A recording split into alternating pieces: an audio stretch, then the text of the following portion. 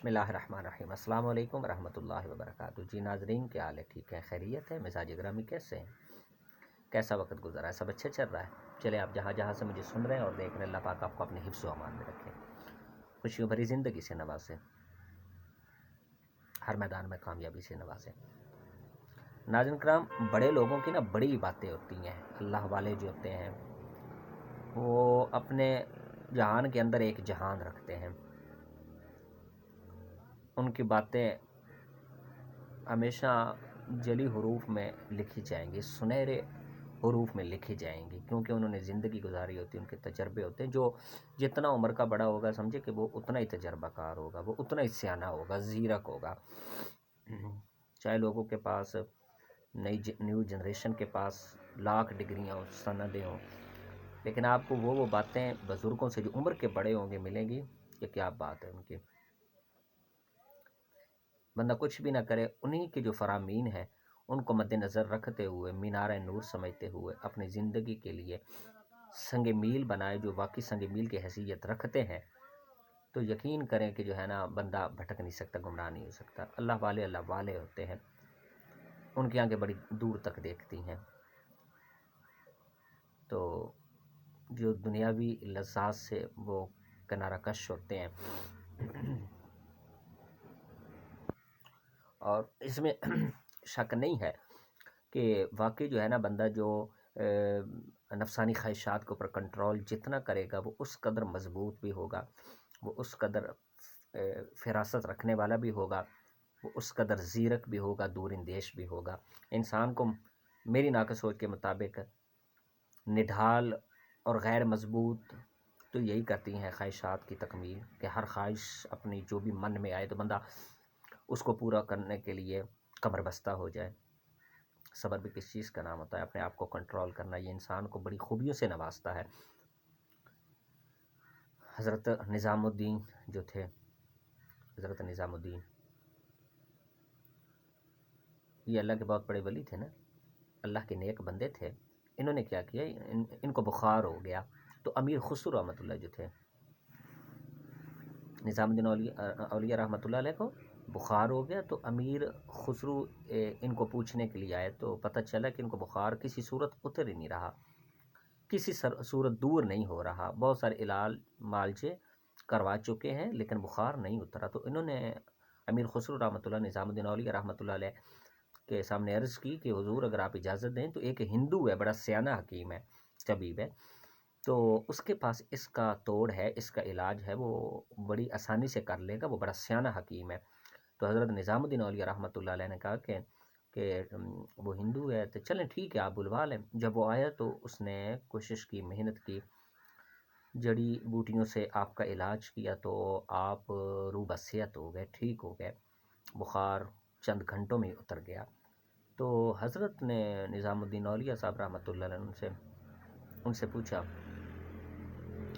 کہ آپ کو یہ جو ہے طاقت کہاں سے ملی، آپ نے اس مرض کو جڑ سے کیسے اکھیڑا، آپ نے اسے کیسے سلب کیا، آپ کو یہ طاقت کہاں سے ملی؟ تو اس نے کہا کہ اپنے نفس کے مخالف چل کے، اپنے نفس کے مخالف چل کے، نفسانی جو خواہشات ہیں ہر ایک کے اوپر میں نے لبیک نہیں کہا، میں نے ان کے اوپر کنٹرول کیا، میں نے انہیں بہت ساری نفسانی خواہشات کو اس لیے چھوڑا کہ اللہ کریم نے میرے اوپر اور بھی فرائض، حقوق، میرے اوپر پابندیاں یا میرے اوپر ذمہ داریاں ڈالی ہیں، میں نے ان کو بھی پورا کرنا ہے۔ اگر تیری ہر آواز پہ میں لبیک کہتا رہا، تیری ہر آواز پہ میں اپنے آپ کو جو ہے نا تیار کرتا رہا اور تیرے کہنے کے مطابق ہی چلتا رہا، تو باقی جو ذمہ داریاں وہ کس طرح پوری ہوں گی؟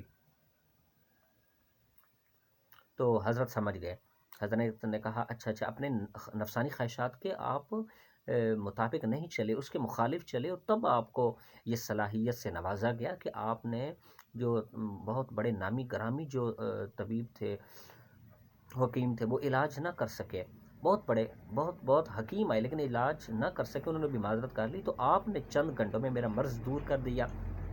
تو آپ نے کہا کہ اچھا مخالف جو آپ نے نفسانی خواہشات کے چلے، اس لیے آپ کو اس سے نوازا گیا ہے۔ اس نے کہا ہاں۔ تو وہ جب جانے لگا تو اس نے کہ حضرت سے پوچھا کہ حضرت ایک بات عرض کرو، تو آپ نے کہا ہاں جی پوچھیے، کون سی بات؟ اس نے کہا کہ آپ کا جو جسم ہے آئینے کی طرح شفاف ہے، لیکن قلب کے اوپر، دل کے اوپر ایک سیاہ دھبا ہے۔ تو آپ نے کہا کہ اچھا۔ آپ نے کہا کہ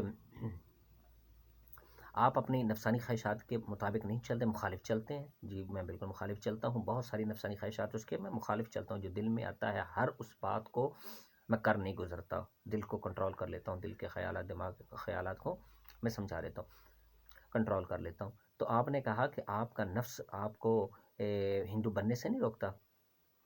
اس نے کہا کہ روکتا ہے، منع کرتا ہے۔ تو آپ نے کہا کہ پھر اس کے مخالف چل۔ جو آپ کو مسلمان بننے سے روکتا ہے وہ کہتا ہے کہ ہندو ہی بنا رہے، تو اس کے مخالف چل۔ وہ طبیب تھا، حکیم تھا، پڑھا لکھا تھا، وہ جو ہے نا زیرک تھا، دور اندیش تھا، وہ فوراً اس بات کو سمجھ گیا اور فوراً اس نے کلمہ پڑھا اور مسلمان ہو گیا۔ مسلمان ہونے کے بعد حضرت نے کہا کہ اب دیکھ وہ دھبا ہے یا نہیں ہے۔